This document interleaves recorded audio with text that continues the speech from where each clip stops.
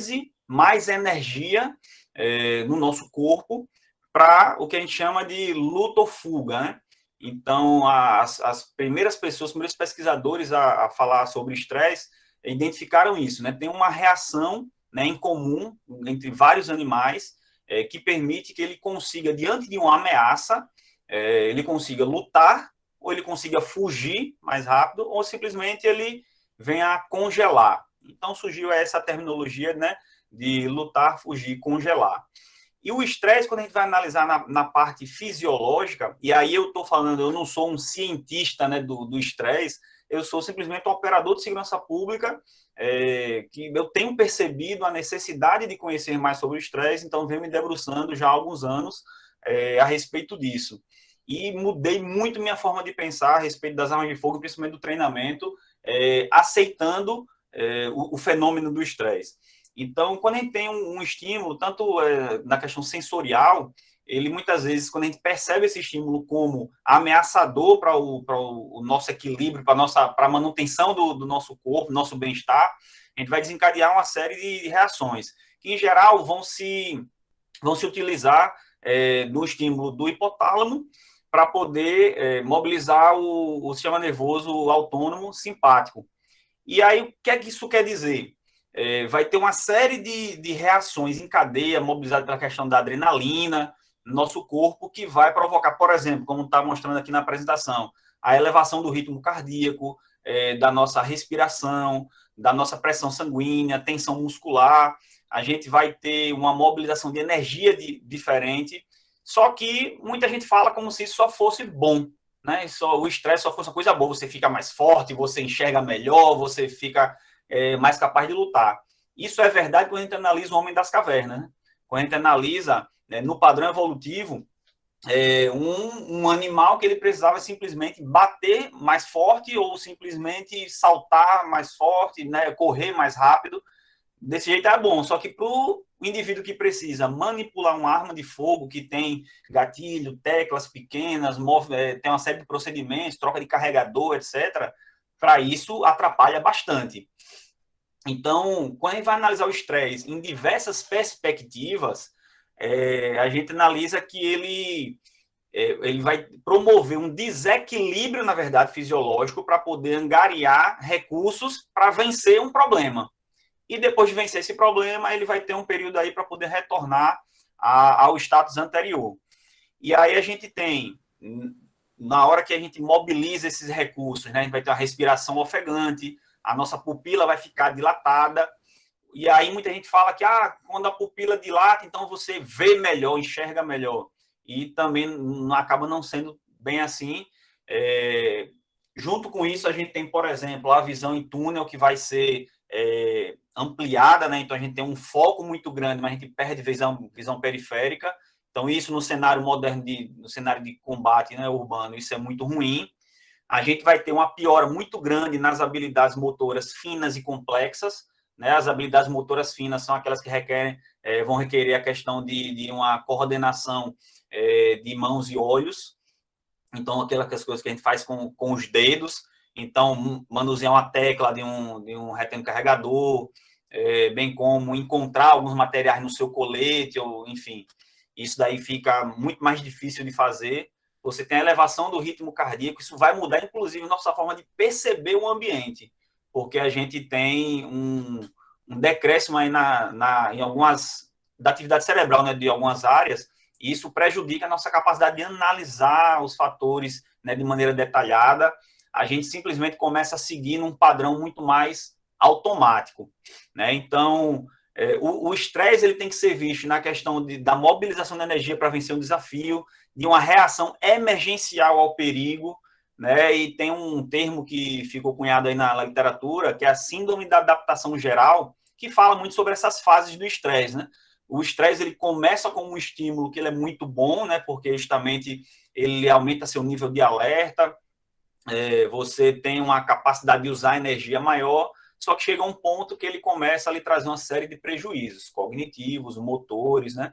Na questão da tomada de decisão, e isso pode, inclusive, se o estresse ele continua aumentando, você pode chegar ao nível realmente do do pânico e um nível que você vai ter o sistema praticamente desligado, né? Então, tem um modelo de explicação a respeito do cérebro, que ele, apesar de ser cientificamente um pouco ultrapassado, ele é muito didático para a gente entender como algumas coisas se tornam automáticas nas nossas ações por conta do estresse, por conta do tipo de ameaça que a gente está enfrentando e principalmente distância da ameaça. Esse é o modelo do cérebro trino, que na época, né, o Paul MacLean, ele observou que tem algumas áreas do cérebro que são muito compatíveis com períodos da evolução dos animais. E aí ele, por exemplo, essa área que está marcada em rosa, né, que ele chama de cérebro reptiliano, são estruturas que estão presentes aí desde dos répteis, e todas essas estruturas têm funções muito de ações automatizadas no nosso corpo. É controle de respiração, ritmo cardíaco, questão de pressão sanguínea, etc. Tudo que é muito automatizado no nosso corpo. E aí, esse cérebro mamífero é o que ele tem uma ligação muito forte com a questão emocional, e o neocórtex seria mais moderno em termos evolutivos, é a área que é mais desenvolvida nos seres humanos. E aí a gente percebe hoje em dia que quando a gente tem um fator emocional muito forte, né, ligado à nossa ação, é o caso de um confronto armado, a gente tem uma superestimulação da área emocional. Aí, poxa, tá falando umas coisas tá parecendo tão complicado, pô, tem nada a ver isso daí com arma, só que é justamente essa grande questão. Quando a gente vai usar uma arma de fogo, a gente vai estar sob um impacto emocional muito forte. O que é que isso significa? Que toda essa boa parte da área do neocórtex, justamente a área que a gente está utilizando, o córtex pré-frontal principalmente, para tomar decisão analítica, para olhar cada coisa, pensar, né, como a gente fala, pensar direitinho em tomar uma decisão, são as áreas que vão estar inibidas. E a gente vai ter um estímulo muito grande de áreas profundamente emocionais que estão ligadas também a reações muito automatizadas. Né? Se a gente não parar para entender isso, a gente não consegue aceitar, inclusive, algumas técnicas de tiro, de combate, que estão ligadas justamente a essa simplicidade de reações automatizadas.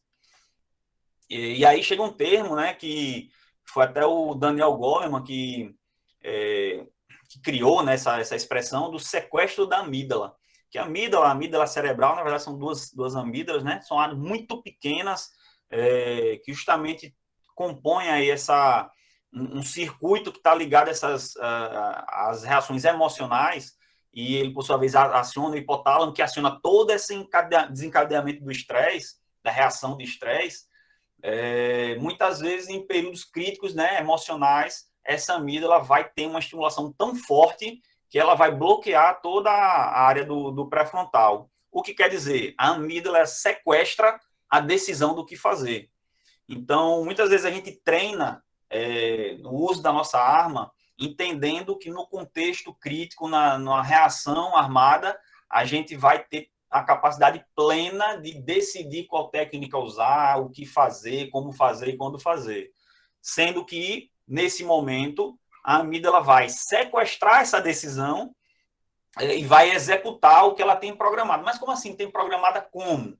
Em que momento foi programado? Nas nossas experiências de vida, situações que a gente não, na verdade, não se programou para treinar. A gente não treinou aquilo deliberadamente, mas a gente repetiu durante toda a vida e gravou como sendo aquele recurso de segurança, de emergência. E ele vai ser acionado durante o período de estresse. Então, aí aliado a isso, essa ideia do sequestro da amígdala, tem um outro conceito que é vital para a gente entender o nosso treino de tiro de combate, é a questão dos dois caminhos para a informação na nossa mente, né, que a gente chama de estrada longa e estrada curta. O estímulo visual, ele passa por esses dois caminhos, né, ao mesmo tempo, sendo que a estrada curta, como o nome está dizendo, é uma estrada que a informação percorre muito mais rápido. Né? Isso tem a questão, né, da fisiologia mesmo, de como ocorre essa comunicação, mas basicamente é um link mais emocional. E nessa estrada curta, a gente tem uma percepção não tão definida, ou seja, quando alguma coisa se movimenta muito rápido para o nosso rosto, quando é um ataque, por exemplo, com faca, né, que exige proximidade, ou quando a ameaça se mostra muito, muito próxima, a gente tem uma percepção que ela é mais rápida para poder se defender, só que a gente não consegue uma definição de contra que a gente está se defendendo exatamente.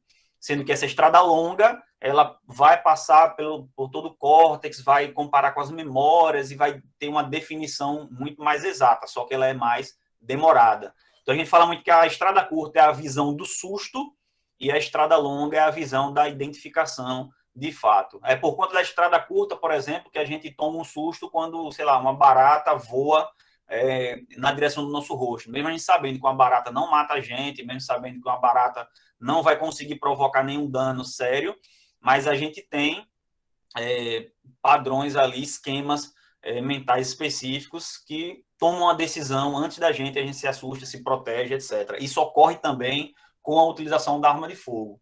Por isso que a gente fala que é tão importante a gente ter controle da distância quando a gente utiliza arma de fogo ou controlar a distância em um combate. Justamente porque quando a gente não controla a distância vai ser muito reduzida, a gente vai dar o start em padrões motores muito mais... Ele vai estar piorado, né? A gente vai ter o que a gente chama de movimentos estereotipados, grosseiros, e quando a gente consegue mais distância, a gente vai ter um caminho muito mais próximo da técnica, mais apurada que a gente treina, inclusive, no stand de tiro. Então, quando a gente tem maior distância, a gente tem menos incidência, inclusive, do estresse como um elemento debilitante da performance motora. E aí a gente chega no outro detalhe, que é a questão da visão, né? Muita gente fala que o estresse faz você ver melhor, você enxerga melhor, você luta melhor, né? Essa é uma visão muito romântica do estresse, né? Então, quando a gente observa a questão, inclusive, do sistema de pontaria da arma, a gente consegue utilizar alça e massa, né, no treinamento de tiro, se a gente não estiver sob estresse. Quando a gente tem a situação do estresse do combate, principalmente da proximidade da ameaça, a gente tem um problema muito grande, porque a gente não vai conseguir utilizar o sistema de pontaria, porque, no caso, a epinefrina, a adrenalina, nessa figura aqui da direita, mostra que ela justamente dilata a pupila e, ao mesmo tempo, achata o cristalino. Isso muda a capacidade de focar objetos que estão próximos e aproxima objetos que estão mais distantes. Então, a gente tem percepção que nossa ameaça é maior, ao mesmo tempo que a gente não consegue utilizar o nosso sistema de pontaria, no caso, por exemplo, da arma curta, né, da pistola.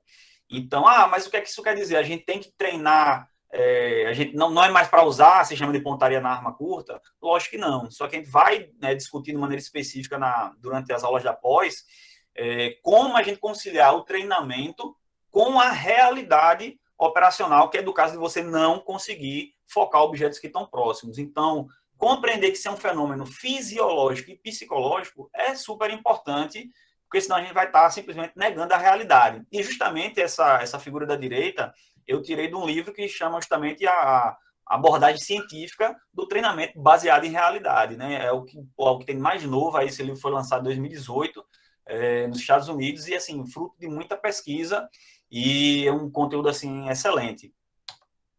E aí, só para encerrar essa temática, aí vem essa pergunta, né? Pô, existe saída? Como é que a gente evita os problemas do estresse?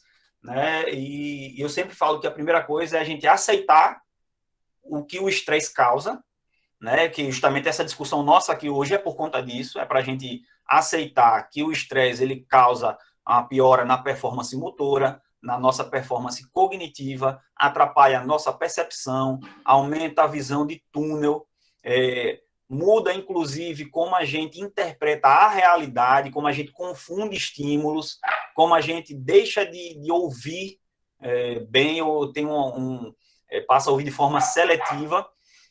Então, esse conjunto de distorções provocadas pelo estresse, a gente precisa aceitar e incluir isso no nosso treinamento.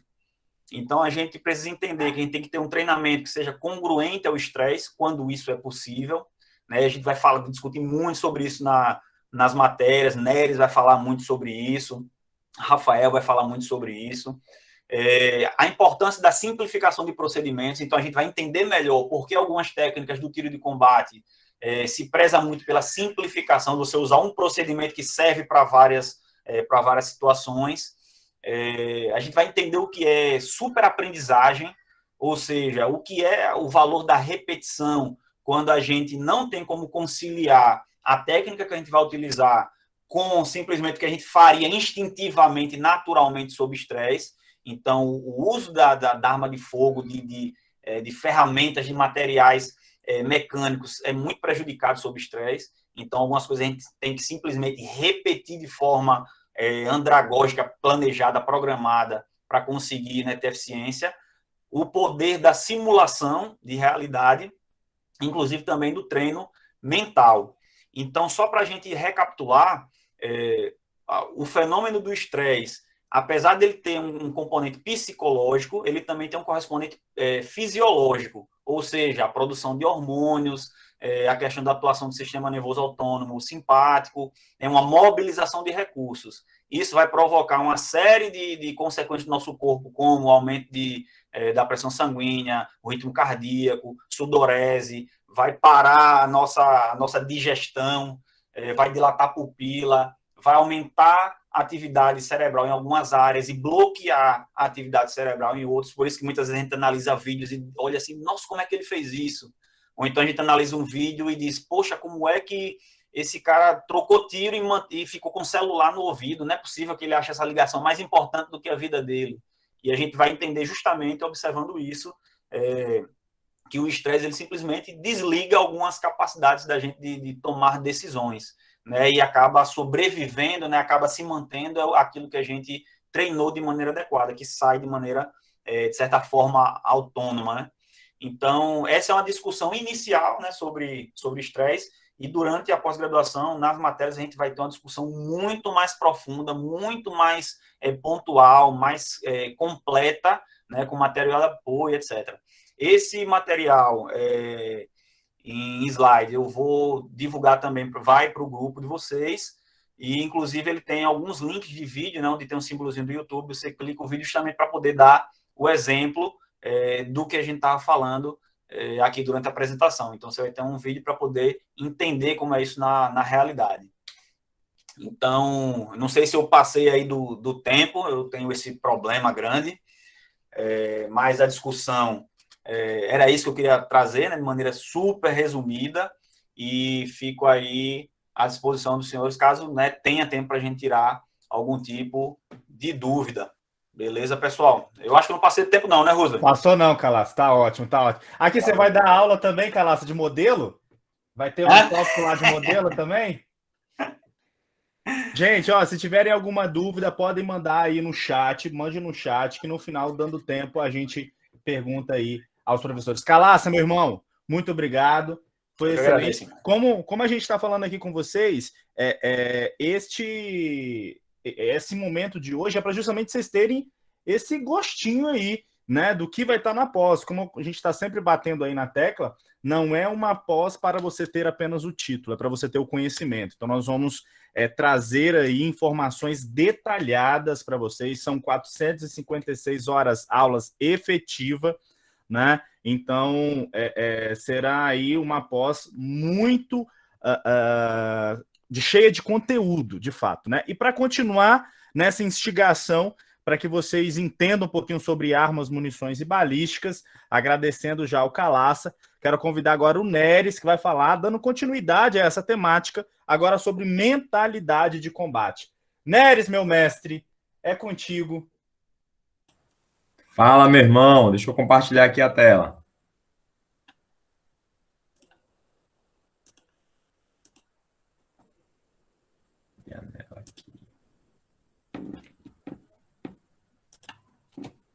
Pronto, todo mundo consegue enxergar aí? Me ouve bem, todo mundo? Tô te ouvindo, tá abrindo agora, Neres. Abrindo agora. Top.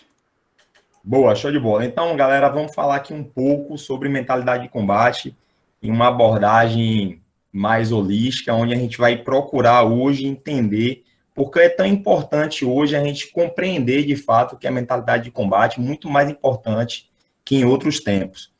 Então, basicamente, eu começo instigando cada um de vocês aqui a uma verdade que ela não pode ser ignorada da realidade humana. Qual é essa verdade?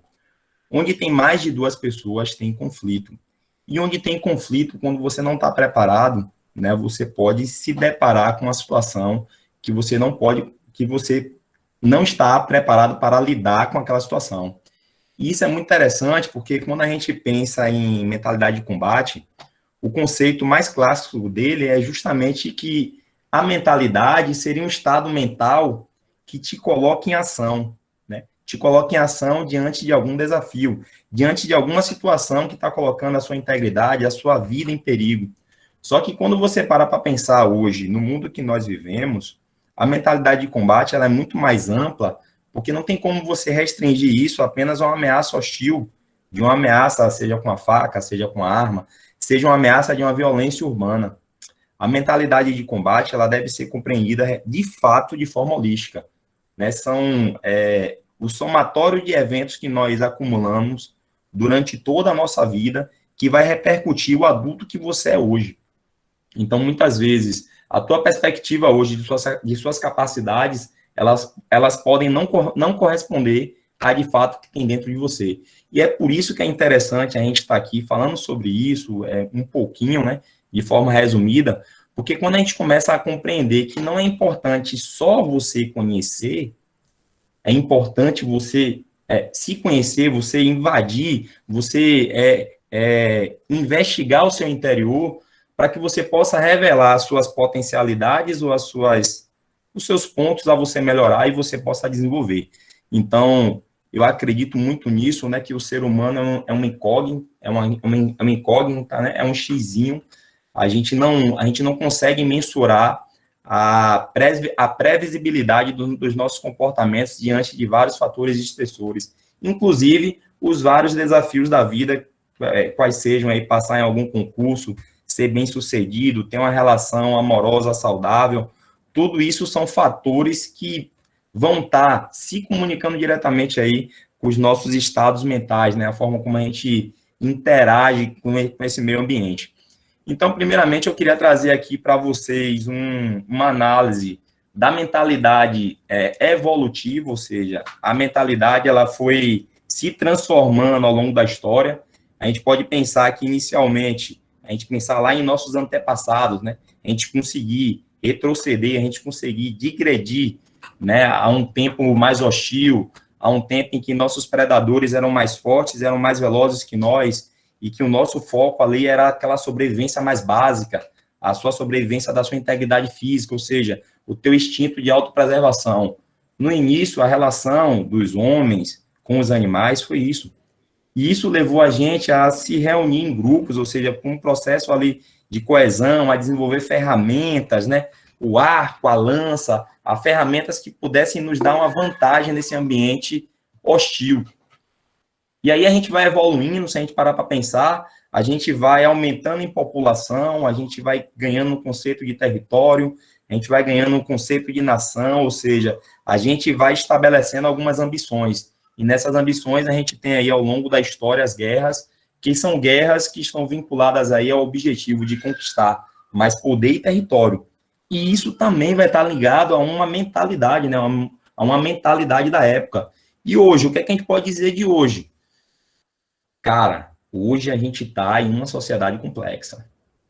A gente está em uma sociedade com diversos problemas, não só de ordem de segurança pública, não só de ordem de violência urbana, mas a gente pode parar para pensar também nos problemas emocionais e nos problemas psicológicos de diversas pessoas, desde crianças, adultos e idosos, que talvez estejam linkados aí com uma deficiência no seu processo de evolução, no seu processo de desenvolvimento como pessoa, de você lidar melhor aí com as suas emoções, como o Calaça anteriormente já muito bem falou sobre os fatores estressores da vida, né?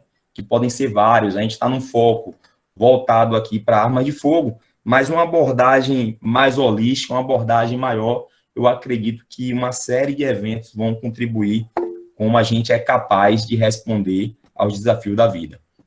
Então, analisando aí a relação dos animais não humanos, a primeira referência que eu tive contato muito bacana para entender como a gente se comporta, né, como é que é o estado mental, foi dada aí pelo David Grossman no livro Matar, em que ele diferencia a relação entre os animais que são da mesma espécie, ou seja, essa relação que o Calaça trouxe, em uma situação de ameaça, luta, fuga, congelamento, isso vai diferenciar quando é um animal. Aqui a gente está aqui com a imagem engraçada de um gato contra um gato, e a gente pensa, em uma situação dessa, uma situação de briga por território, uma situação de briga pela fêmea, existe uma tendência entre esses animais dessa briga ela ser muito mais pela imposição de imagem ou pela imposição de som, para você tentar dissuadir o seu opositor, do que simplesmente você entrar em uma luta corporal que pode finalizar com a morte.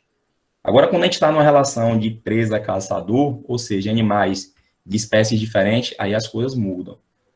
Luta, fuga ou congelamento. Ali já é uma relação muito mais primitiva, muito mais que vai estar ligada ao seu instinto de autopreservação. E os humanos? Os humanos também possuem esse instinto de autopreservação. Os humanos também possuem esse instinto de autoconservação de sua espécie? Possui sim. O que a gente tem como referência da nossa história, da nossa civilização, nós temos sim comportamentos muito estereotipados, comportamentos complexos e inconscientes que estão vinculados aí ao nosso DNA, ou seja, a tudo que a gente acumulou na vida.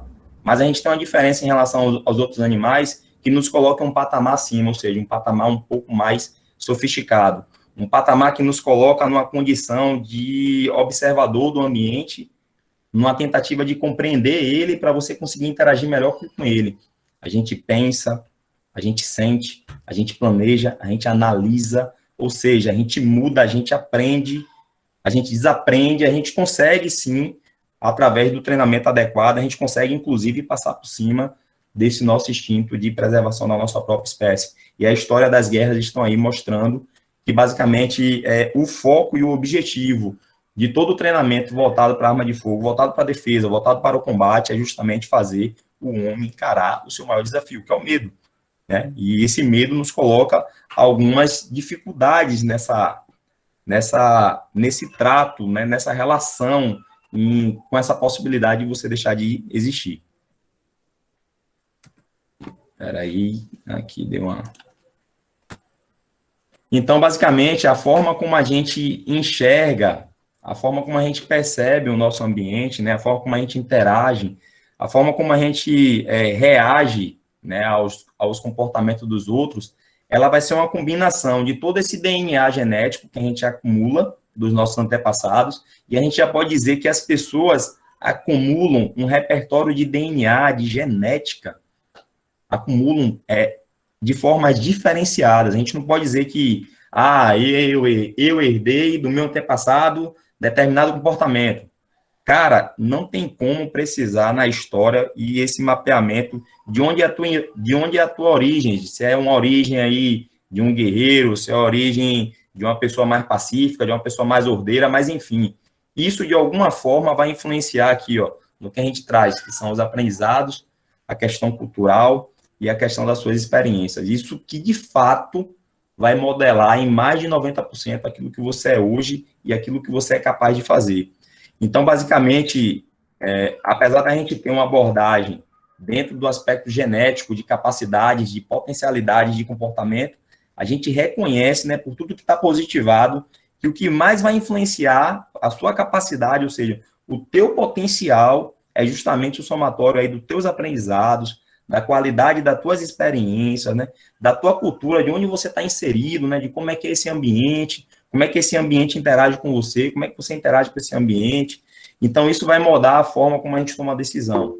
Isso é muito bacana, é um tema muito bom, que a gente vai ver isso de uma forma mais aprofundada, vamos procurar contextualizar com outras ciências, para que a gente possa, de fato, ter uma visão ampla e a gente possa usar esse conhecimento como instrumento, como um recurso, como uma ferramenta. Então, qual é a relação que eu trago aqui para vocês? Na verdade, é uma metáfora do motor e o combustível.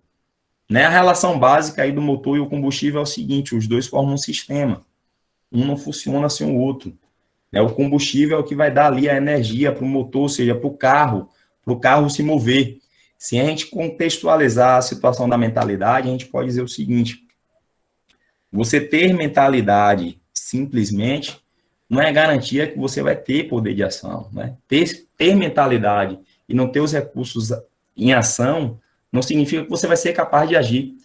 Você tem mentalidade como combustível, ou seja, como energia que te faça agir, mas você não tem os recursos, é como se você não tivesse com esse combustível no veículo e onde ele tivesse, ele queimasse. Imagine aí você jogar um litro de gasolina no quarto, acender um fósforo, ou seja, a ignição e queimar. Essa energia vai ser dissipada no ambiente, não tem controle, não tem sentido. Agora, quando você coloca dentro de um sistema, né, dentro de um veículo, esse veículo se move, ele tem objetivo, ele tem fundamento.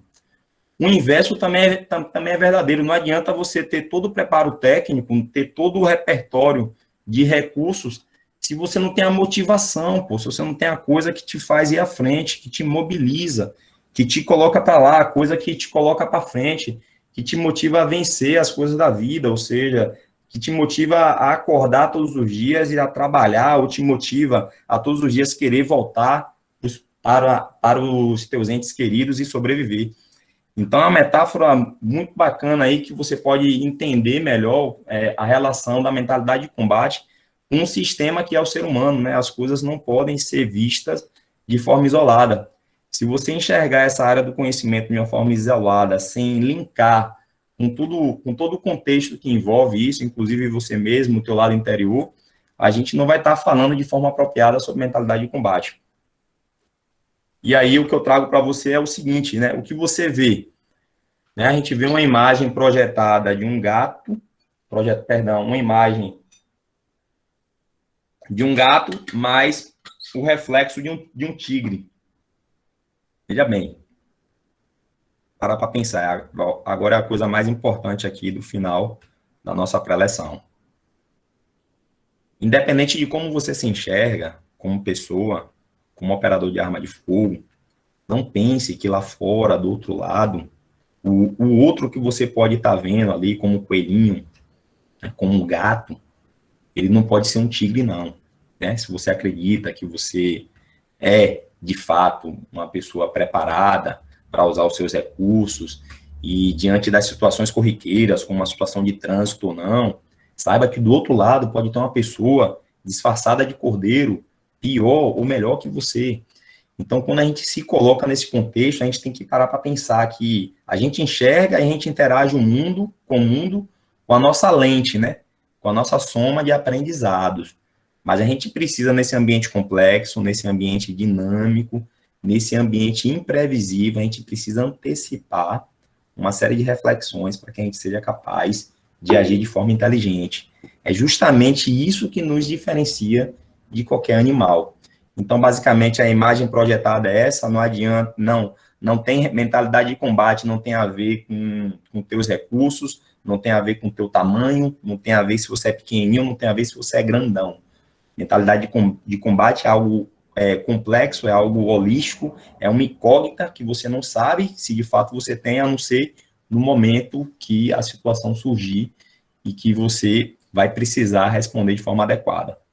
Mas a gente não precisa esperar as coisas acontecerem, ou seja, o aprendizado apenas emocional, pela experiência, a gente pode sim, como muito bem pontuou aqui o Calaça, a gente pode, com treinamento adequado, que nos é legado em anos de pesquisas, em estudos de caso, em situações que foram verdadeiras, a gente pode extrair esses aprendizados aí, estruturar um processo de capacitação que seja mais adequado com a necessidade de você como ser humano. E a mensagem que eu quero deixar para vocês é essa, eu quero agradecer a atenção, eu acredito muito profundamente que tudo que a gente faz, ou que a gente faça, que seja transmitir conhecimento, deve ser algo que resolva algum problema em sua vida.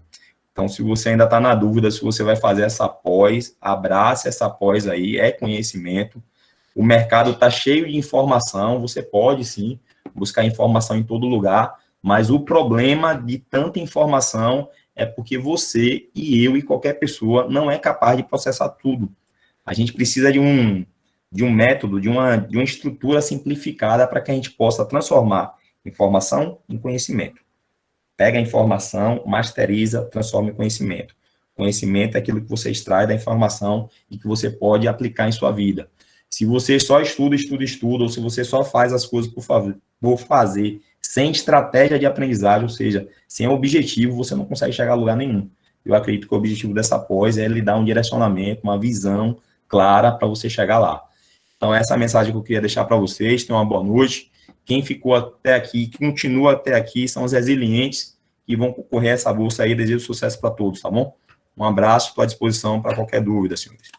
Excelente, Neres, muito bom. E é interessante, Neres, porque quando você fala de muita informação, a gente também tem muita informação distorcida, né? Então, quando a gente vem aqui para um campo acadêmico, para um campo técnico, a informação que vai ser transmitida é uma informação científica, uma informação comprovada, né? Não é achismos, né? Que a gente muitas vezes encontra, né? Então, a nossa pós, ela tem justamente esse objetivo, transformar a informação em conhecimento.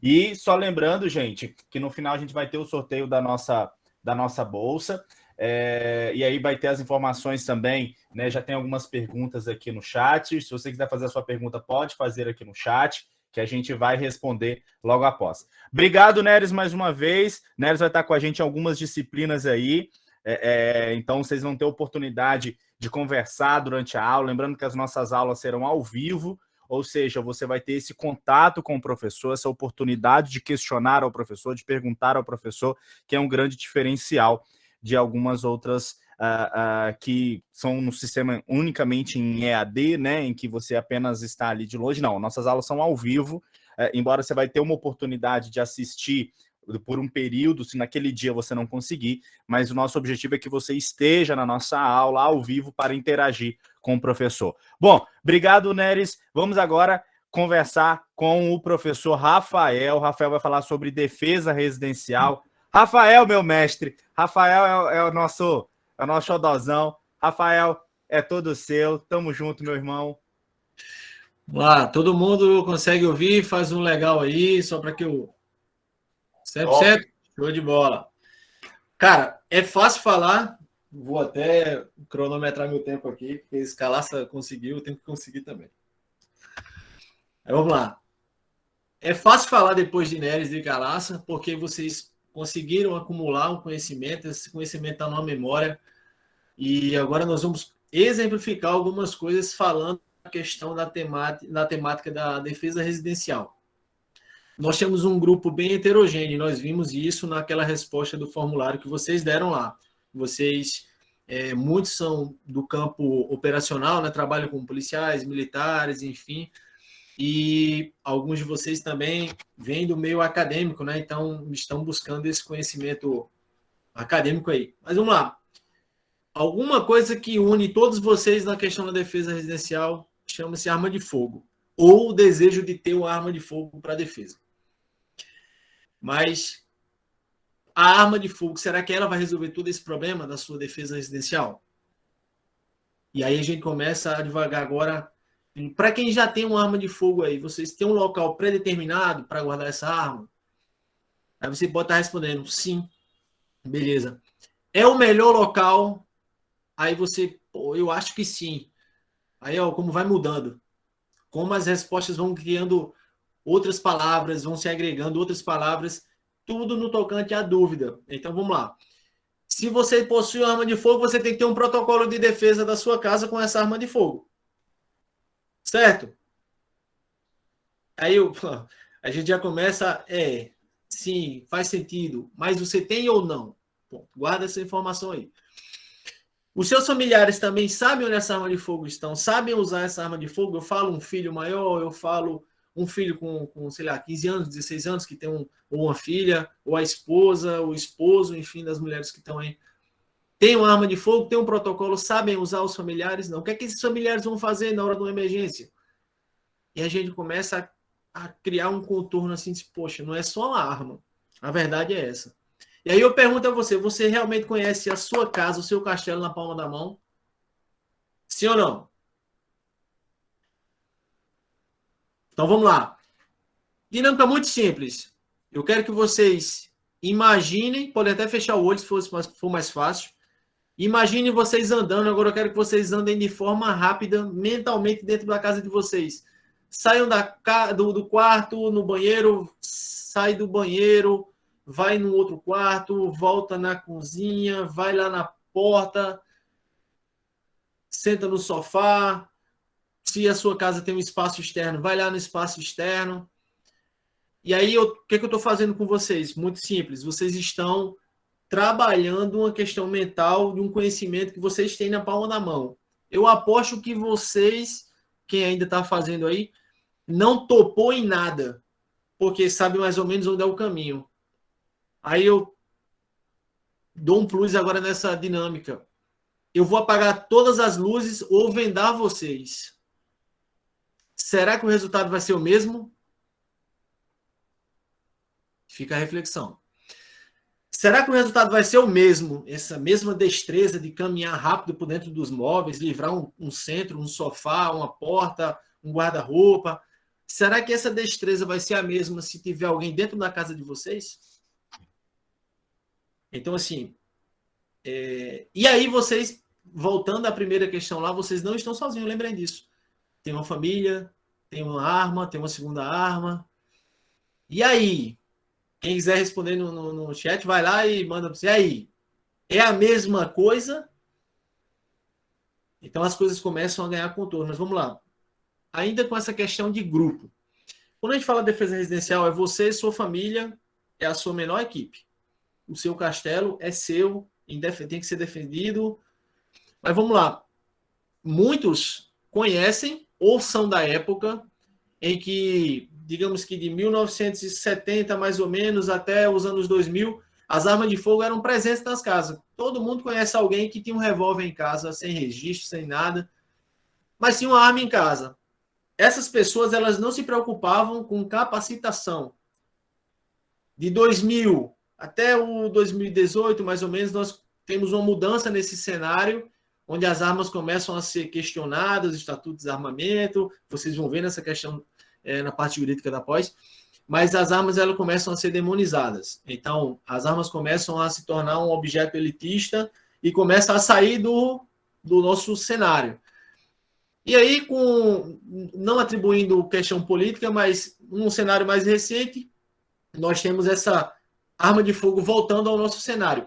Mas a capacitação de antigamente, e aí eu vou pegar o gancho que o Neres falou, lá atrás não tinha informação, capacitação. Hoje tem muito, então você tem que pegar esse conhecimento e transformar na sua defesa.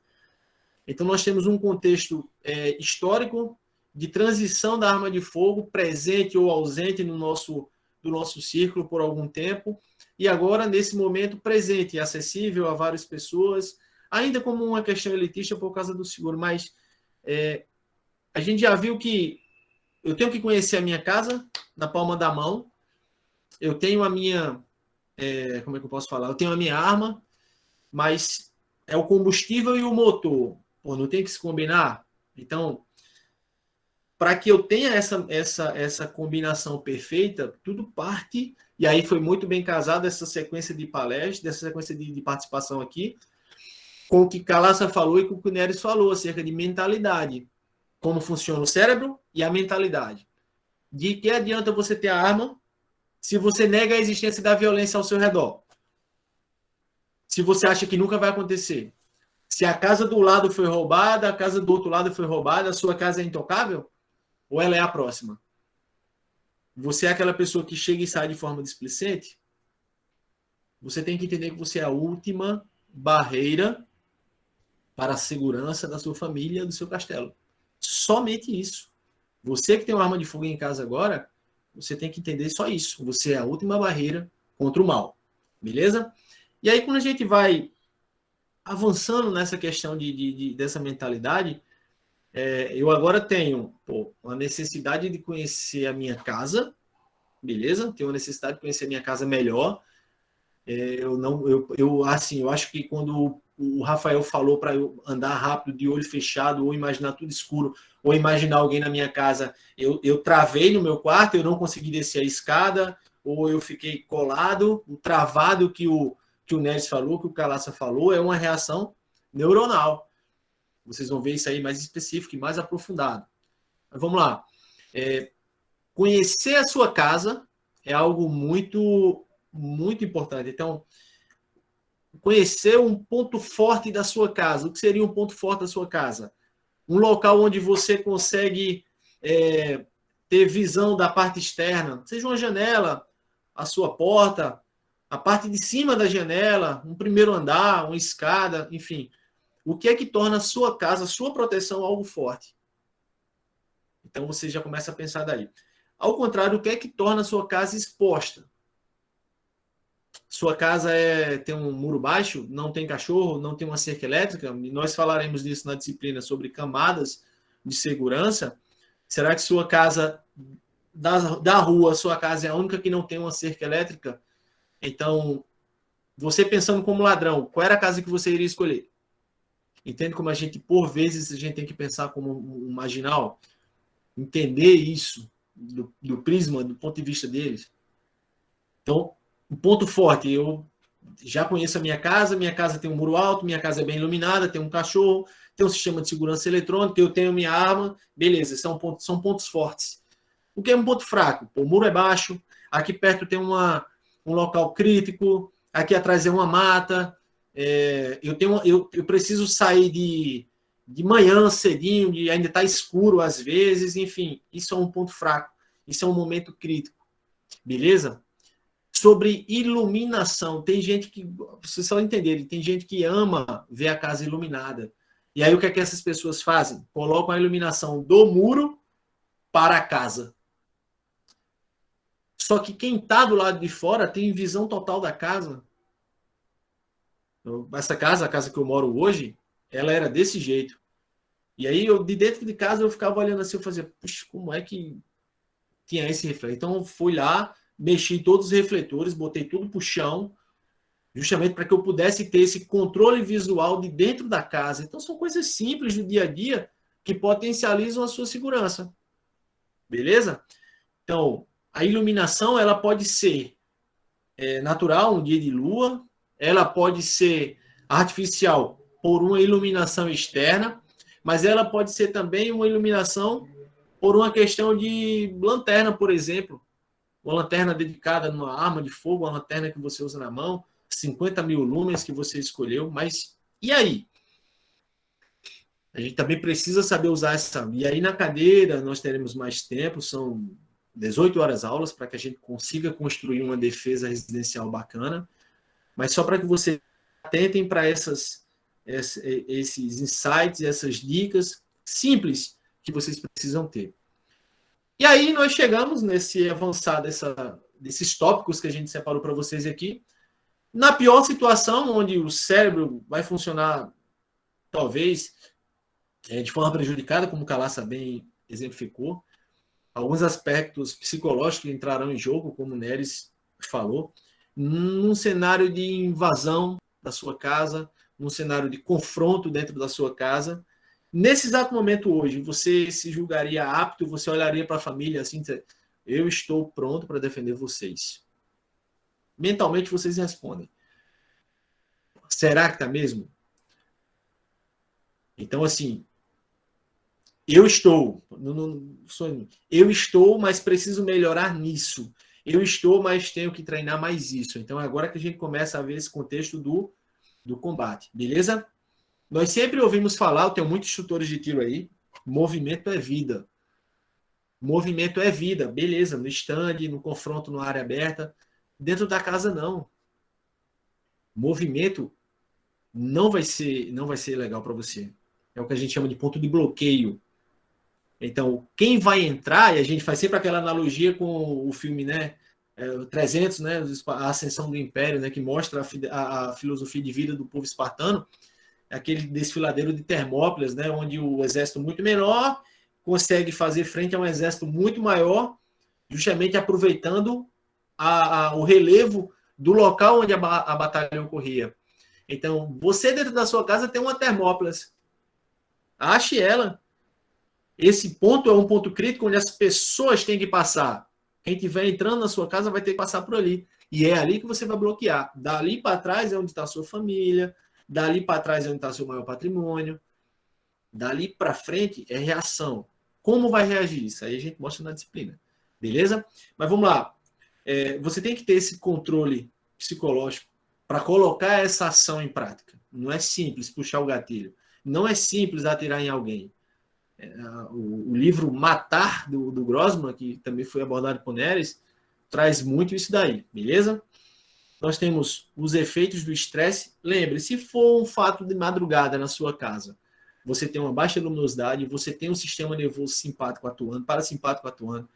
O Calaça falou do estreitamento, da compressão do cristalino, a dificuldade de focar um aparelho de pontaria, tem luz ou falta de luz, o cenário da casa ele se torna um verdadeiro inferno. A sua casa pode virar um inferno se você não tiver esse controle. Então, assim, é uma temática interessante, muito relevante, mas que é pouco abordada, beleza? Então, tem que... vocês vão ter a oportunidade nas disciplinas de conhecer coisas, assim, as minúcias. Isso, assim, realmente, para falar agora que é muita coisa, pouco tempo, mas é para deixar vocês com esse sentimento aí de, pô, é realmente necessário avançar nisso daí. E aí nós temos as técnicas de tiro. Olha o tanto de coisa que eu falei até chegar no momento de apertar um gatilho.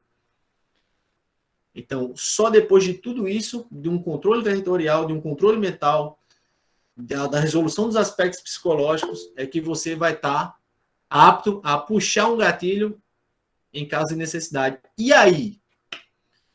Puxar o gatilho é outra coisa que a gente realmente não tem. E aí, qual é a arma de fogo que você vai usar na sua casa? Vou comprar uma 12 porque o estampido é muito grande, só um disparo todo mundo vai correr. Velho, existe uma coisa chamada de seleção, de exclusão e seleção auditiva. Tem gente que não vai escutar o barulho da 12 devido aos efeitos do estresse, como o Calaça falou. De nada vai adiantar a sua 12. É mais uma questão balística. Beleza? Então, assim, olha o tanto de coisa que nós temos para tomar conta da nossa casa. Eu espero ter colocado várias interrogações na cabeça de vocês.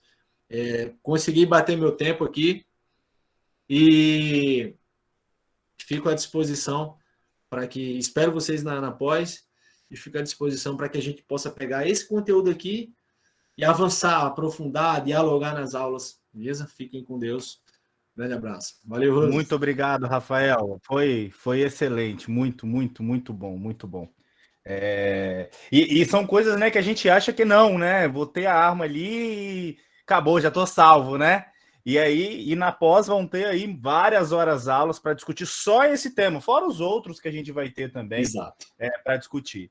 Não, é excelente, Rafael, muito bom, muito bom. E aí, quem tiver alguma pergunta, já deixa aí registrado, daqui a pouquinho a gente vai abrir a oportunidade. E agora, para encerrar esse debate, né, esse momento de aprendizado, esse momento de mostrar para vocês um pouquinho do que a nossa pós vai trazer, queria convidar agora o professor Binou, que vai falar sobre um pouquinho de equipamentos de condutividade elétrica, para vocês terem uma noção aí também um pouco diferente desse universo de armas, munições e balísticas. Binou, meu querido, todo seu.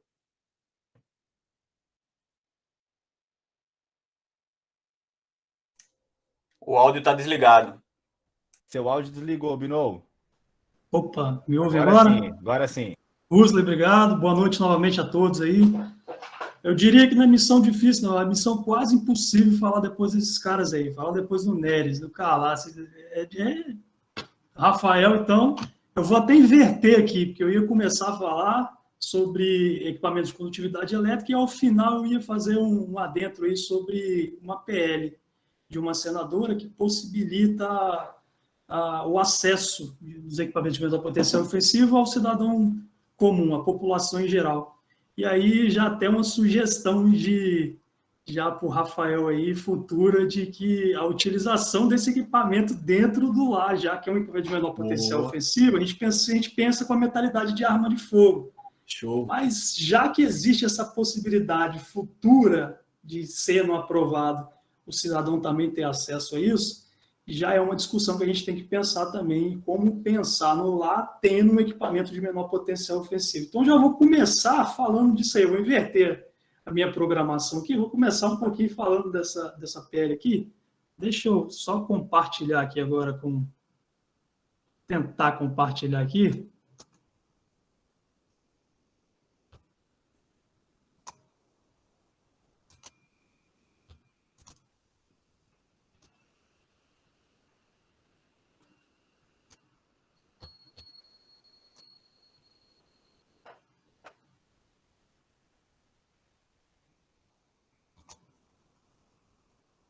Pronto, todos conseguem ver aí? Só faz o sinal de joinha para mim.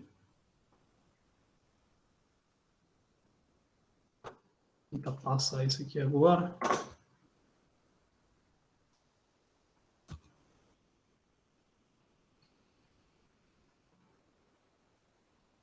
Só não estou conseguindo passar os slides aqui.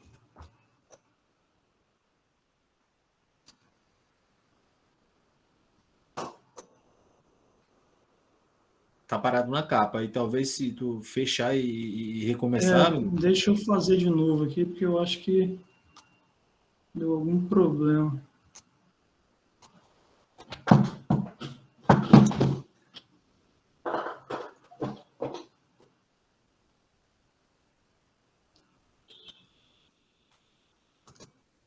Ele está compartilhando a tela inteira.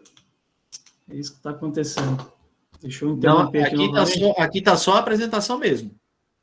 Só, né? Só o slide. Então, só um momento.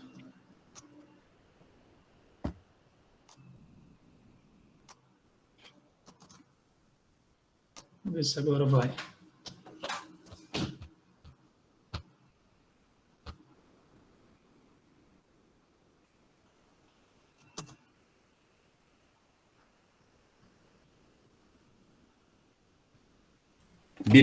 Binu, irmão.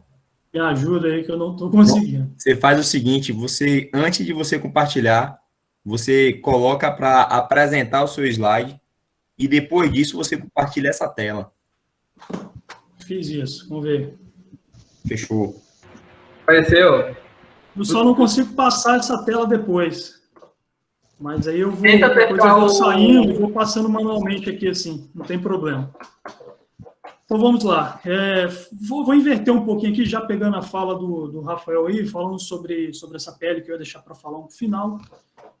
Existe um projeto de uma senadora, deixa eu abrir aqui e jogar lá nele já direto. Senadora Soraya Tronic, que é do PSL do Mato Grosso do Sul. Ela apresentou esse projeto, o projeto Lei 1828, agora, de 2021. Esse projeto já passou pela Comissão de Constituição e Justiça, já foi a plenária, inclusive. E esse projeto ele dispõe sobre a comercialização, aquisição, posse e o porte de spray de pimenta e armas de eletrochoque para a defesa pessoal em todo o território nacional. Então, ele vai permitir aí essa comercialização, e essa arma de eletrochoque que ela se refere aqui, ela já traz o conceito do que é. Então, arma de eletrochoque ou arma de incapacitação neuromuscular, qualquer dispositivo dotado de energia autônoma que, mediante contato ou disparo de dardos energizados de mínima lesividade, acarreta em uma pessoa ou animal supressão momentânea do controle neuromuscular. Então, aqui é o conceito que a gente tem de uma arma de incapacitação neuromuscular. Então, diferente daquelas armas de choque, por exemplo, aquelas lanternas de choque, a arma de incapacitação neuromuscular ela vai agir não no nosso sistema periférico, ela vai agir no nosso sistema nervoso central, causando uma paralisação. Então, o acesso desse tipo de equipamento à população no geral, por óbvio, vai sofrer um controle. Por óbvio, até por ser equipamentos que são de controle do Exército, são controlados pelo Exército, pelo Comando de Logística do Exército, e de acesso privativo a operadores de segurança pública, e agora passando a toda a população tendo acesso a isso mediante o preenchimento de alguns critérios, inclusive ela traz nesse projeto que é a avaliação psicológica, a gente pode pensar também já agora em uma outra ideia com relação a primeiro emprego de arma de fogo. Claro que está tudo muito novo ainda, a gente não sabe se isso vai passar, se isso vai vingar, mas qual a justificativa que ela usou para o cidadão ter acesso a uma arma dessa, uma arma de eletrochoque, ou uma arma de dardos energizantes? Então, são várias nomenclaturas sinônimas. Ela pensou o seguinte: se o cidadão de bem, que preenche todos os requisitos previstos na Lei 10.826 lá, que consegue ter acesso a uma arma de fogo, que é projetada para a defesa, mas que a sua função é provocar, trazer um resultado naturalístico ou lesão corporal ou resultado morte, em razão da decorrência dessa lesão, por que não permitir a esse mesmo cidadão que tem acesso a um instrumento de menor potencial ofensivo? Então, a ideia que ela traz baseando-se também na questão da segurança pública, que, segundo ela, o Estado não tem esse poder de prestar uma segurança pública eficiente para cada cidadão, de estar presente ali para cada cidadão com uma segurança pública eficiente, o direito de autodefesa. Então, de a pessoa poder portar um equipamento de menor potencial ofensivo que não tem a finalidade de gerar um dano tão significativo e de produzir um resultado naturalístico morte, por exemplo. E aí ela cita, inclusive, que isso já ocorre, e no projeto dela ela cita 10 países. E aí ela menciona a África do Sul, Coreia do Sul, Israel, Rússia, Portugal, França. Então ela cita 10 países que a população já tem acesso a esse tipo de instrumento. Então é uma coisa que é uma novidade que com certeza vai mudar aí a nossa forma diária de lidar com isso, pensando até nessa mentalidade de defesa mesmo, pensando que o cidadão pode ter uma segunda opção. Isso pode ser bom ou ruim. Claro que você vai levantar discussões de todos os pontos. Por exemplo, uma mulher pensando na situação de violência doméstica, poderia utilizar isso para autodefesa? Poderia. Mas e se ela não tem habilidade técnica suficiente, por exemplo, ou se ela não consegue um emprego dessa arma, ou se essa arma não for conseguida acessada por ela e acessada pelo agressor? Então, assim, são discussões que vão ser levantadas ainda, mas que já pegando o gancho do Rafael aí, que é uma coisa que é de se pensar que pode ser benéfica ou não, dependendo aí do emprego. Então, falando um pouco de equipamento de condutividade elétrica, eu peguei esse termo emprestado aí do livro do Eduardo Maia Bettini, do curso dele de uso diferenciado da força. Ele usa essa expressão, equipamento de condutividade elétrica, para se referir aos instrumentos, à arma de incapacitação neuromuscular. E aí ela tem alguns sinônimos aí que a gente encontra na doutrina, que é a arma de lançamento de eletrodos energizados, dispositivo elétrico de controle, armas de interrupção intramuscular, arma de choque. São vários sinônimos falando desse tipo de equipamento. Então, qual é o objetivo dessa breve apresentação que eu vou trazer para vocês aqui? Eu vou falar um pouco do conceito.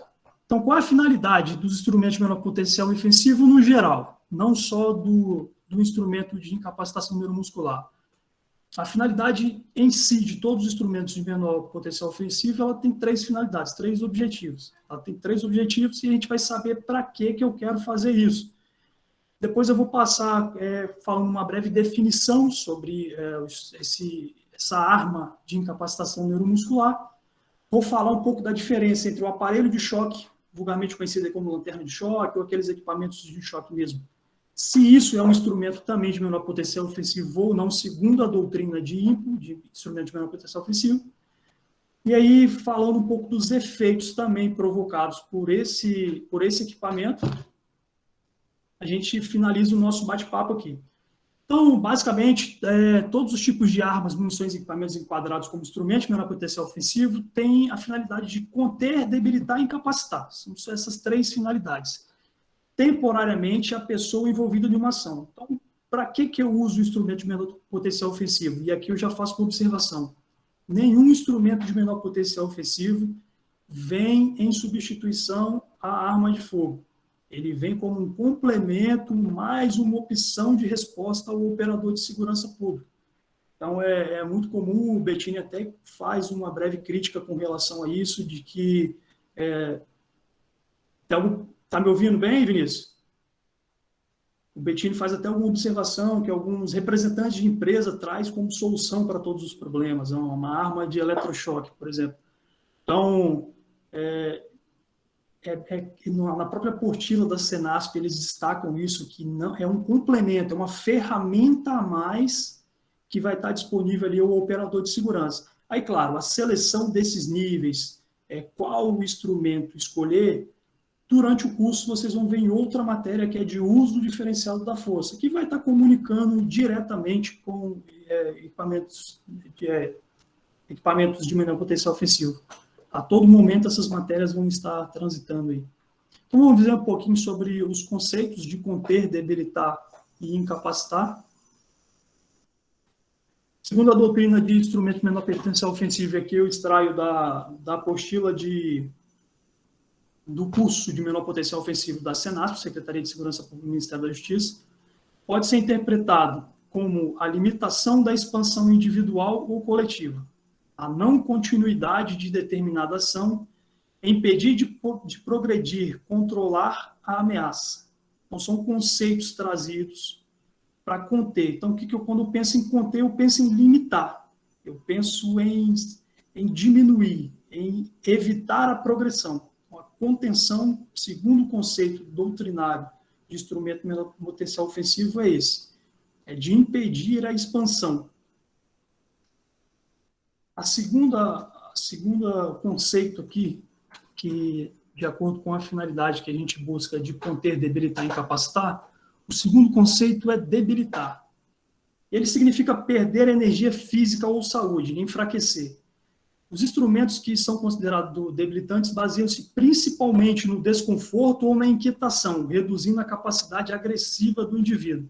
Então, nós temos aqui, por exemplo, o elastômero macio. E aqui eu não vou usar os termos técnicos de maneira proposital. Eu sei que tem muitos instrutores de tiro aqui, a maioria do público aqui é da área de segurança, mas em respeito aos colegas que não conhecem o termo técnico, eu vou utilizar aqui de maneira bem simplória, não vou falar que a M403P, munição de elastômero macio, a M403, eu não vou usar os termos técnicos aqui, em homenagem aos colegas que talvez não entenderiam. Então, esse tipo de equipamento, quando eu uso um spray de pimenta, por exemplo, quando eu uso uma munição de impacto controlado, o efeito que ela vai causar é um efeito debilitante, porque ou ele vai causar inquietação ou ele vai gerar dor, ele vai agir, uma arma de eletrochoque, ela vai agir no sistema periférico nervoso, provocando simplesmente dor. Então, o que eu quero é só subjugar a pessoa que está sofrendo aquele ato. Então, debilitar é causar esse efeito ou doloroso ou inquietante. E, por último, incapacitar. Então, vimos conter, vimos debilitar, sua função. Agora, chegamos a incapacitar, onde vai entrar a arma de instrumento de incapacitação neuromuscular, que vai agir não mais no nosso sistema periférico de nervos, provocando dor. Ele vai agir no nosso sistema nervoso central. E aí, vou falar de maneira bem breve aqui como que ele age no nosso sistema nervoso central, provocando a paralisação do nosso corpo e a atrofia muscular. Então, o conceito de incapacitar pode ser entendido como tornar incapaz e inabilitar. Um instrumento de menor potencial ofensivo incapacitante é aquele que atua diretamente no sistema nervoso, causando reações involuntárias no organismo e fazendo com que a pessoa perca possibilidade de controle sobre seus atos. A exemplo, a arma de incapacitação neuromuscular. Assim, mesmo que haja dor ou desconforto no uso desses instrumentos, a pessoa exposta não tem opção de continuar agindo ou cessar a agressão. É involuntário. Por que isso é diferente de um sistema periférico? Então, uma pessoa que está, por exemplo, sob o efeito de droga, uma pessoa alcoolizada, uma pessoa que tem muito resistência à dor, ela não vai ser contida simplesmente por uma ação no sistema periférico. Eu preciso ter uma resposta mais segura ao operador de segurança, de maneira que ele consiga imobilizar aquela pessoa de forma segura. Então, eu preciso de algum tipo de equipamento que vai literalmente travar aquela pessoa, vai paralisá-la. E esse equipamento tem essa função.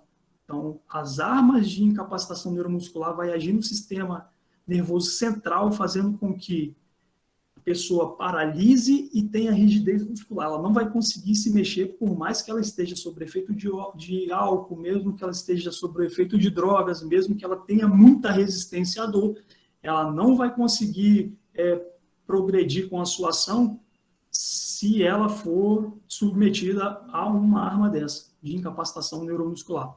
Aqui eu trago algumas imagens que vai explicar um pouco melhor isso. Falando um pouco sobre a definição desses efeitos. A arma de incapacitação neuromuscular é um dispositivo elétrico de menor potencial ofensivo, no formato similar a uma arma de fogo, que permite uma descarga elétrica de alta tensão, aproximadamente 50 mil volts. Aí a pessoa se assusta com a voltagem, né? Uma voltagem alta, mas o que vai trazer algum tipo de dano ou debilidade não é a alta voltagem, sim a amperagem.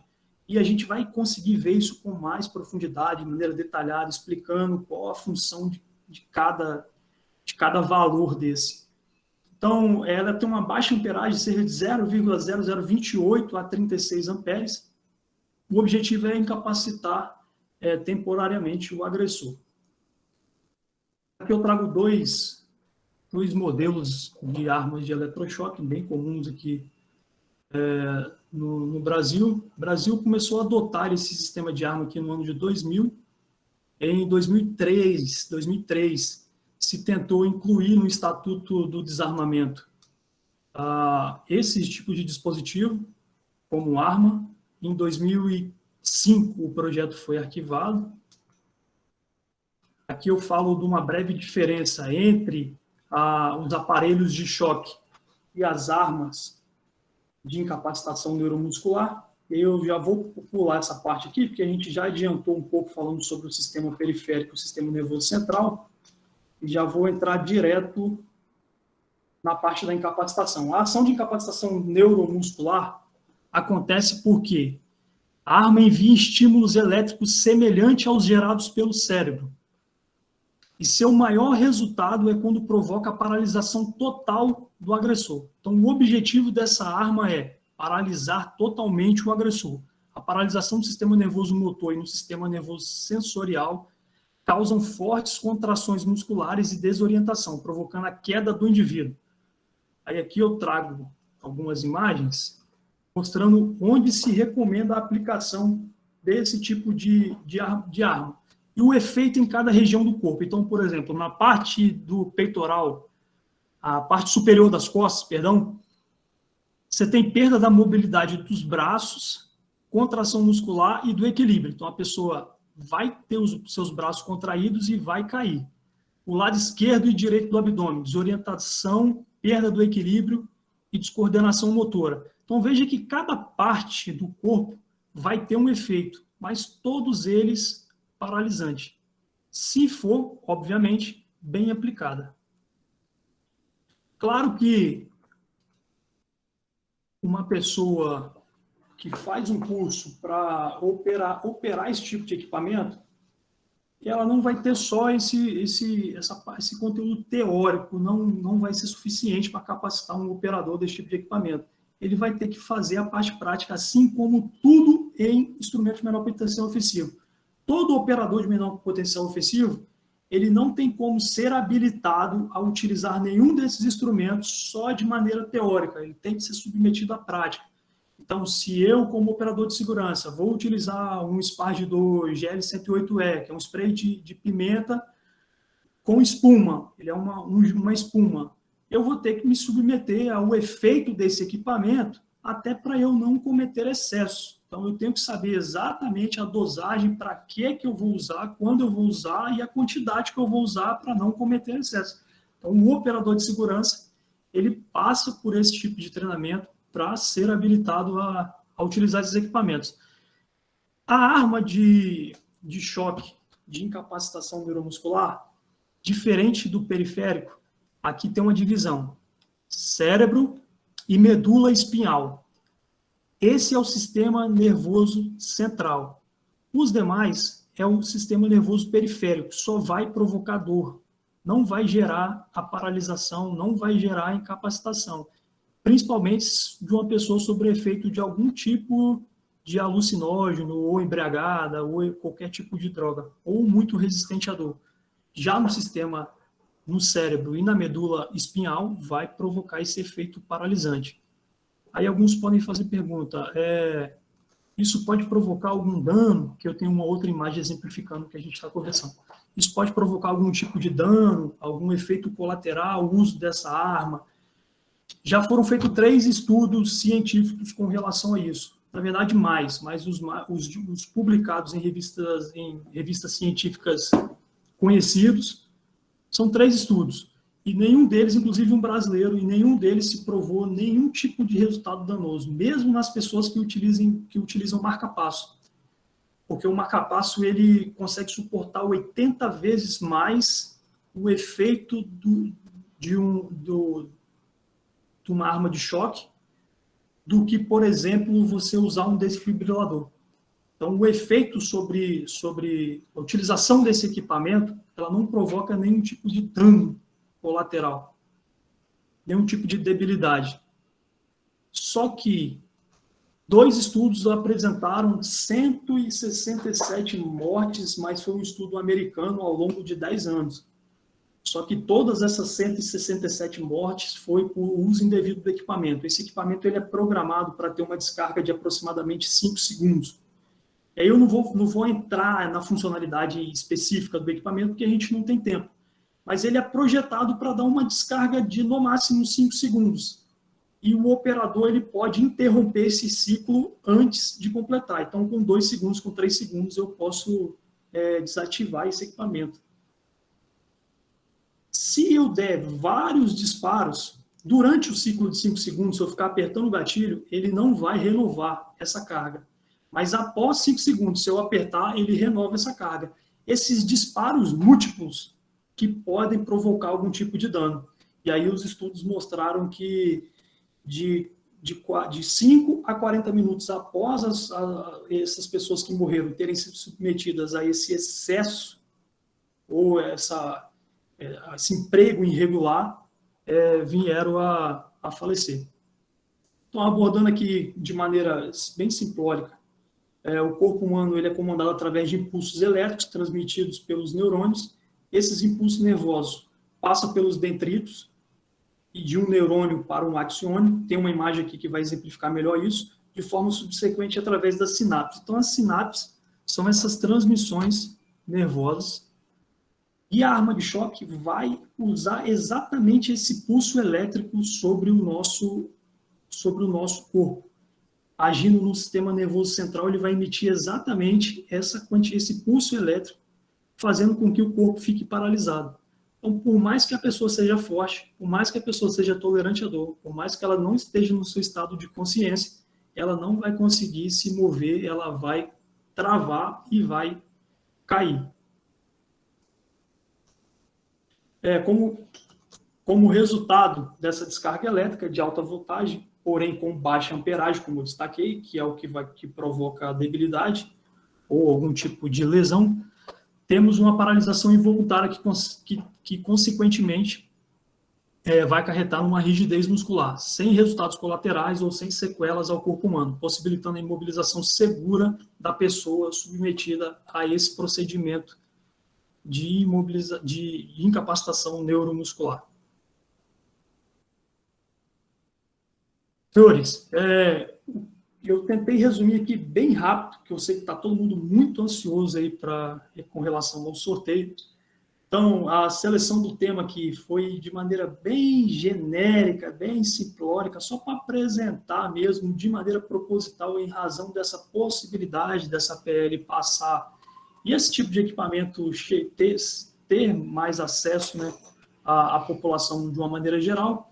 Eu escolhi esse tema de maneira proposital já pensando nessa abordagem dessa PL, mas claro que não tinha pretensão nenhuma de esgotar o tema, porque é muito detalhe, a funcionalidade da arma, cada tipo de dispositivo, quando ela é empregada, a forma que ela é empregada, os cartuchos, como que ele sai, o tipo de material que é feito o cartucho, a arma, enfim.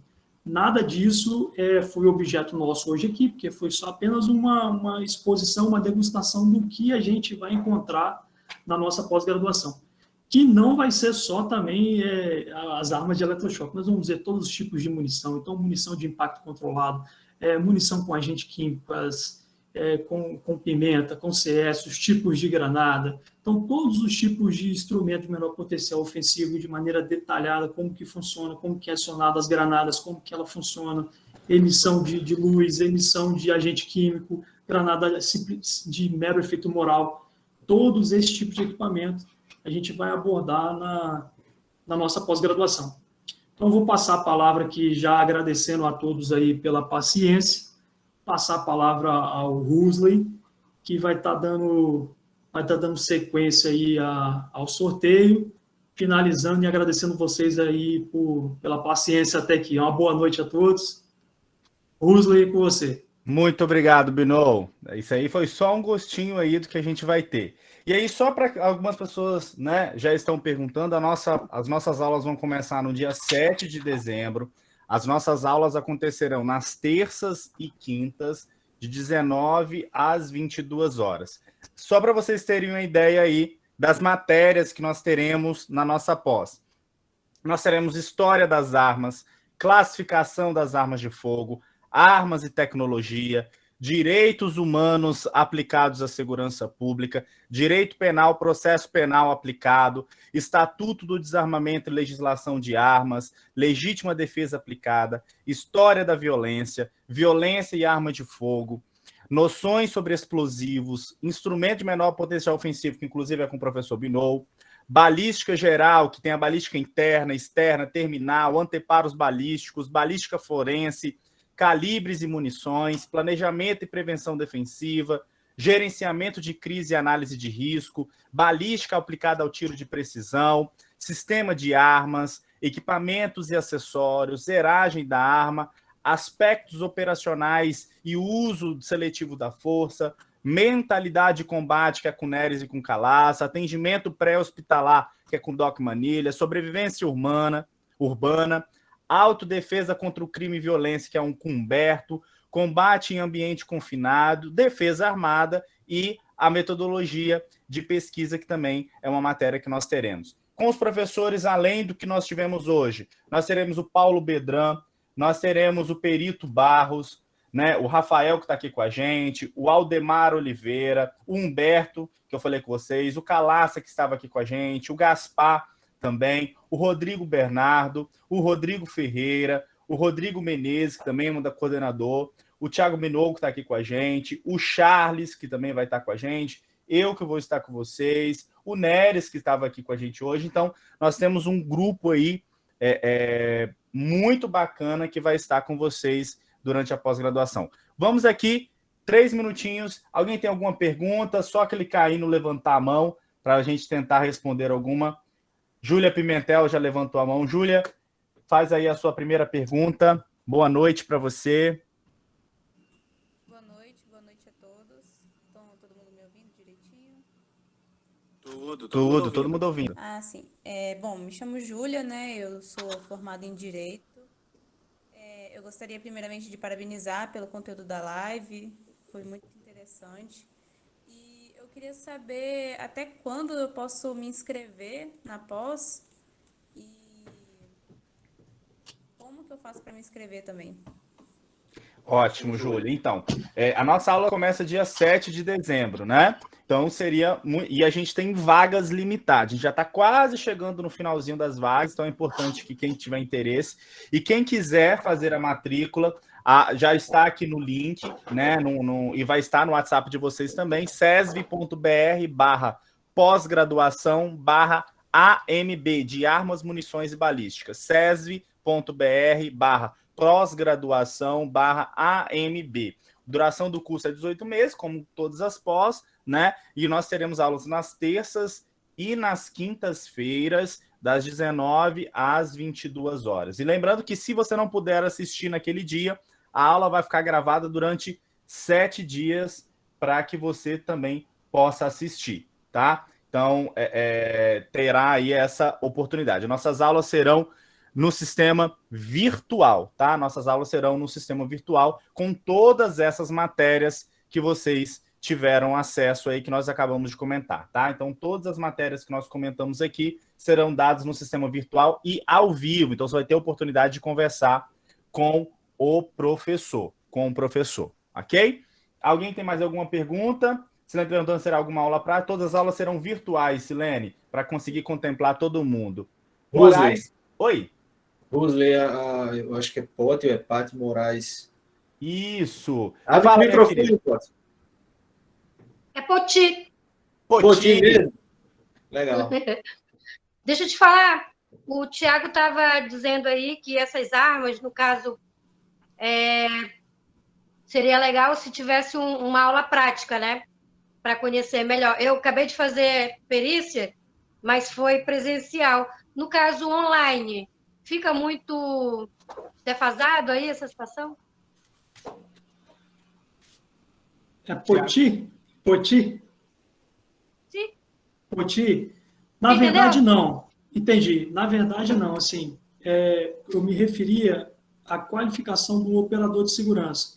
Quando o operador de segurança ele passa pela escola de formação, que ele é habilitado a portar esse tipo de instrumento para o seu trabalho diário, ele tem que passar por essa aula prática, obrigatoriamente.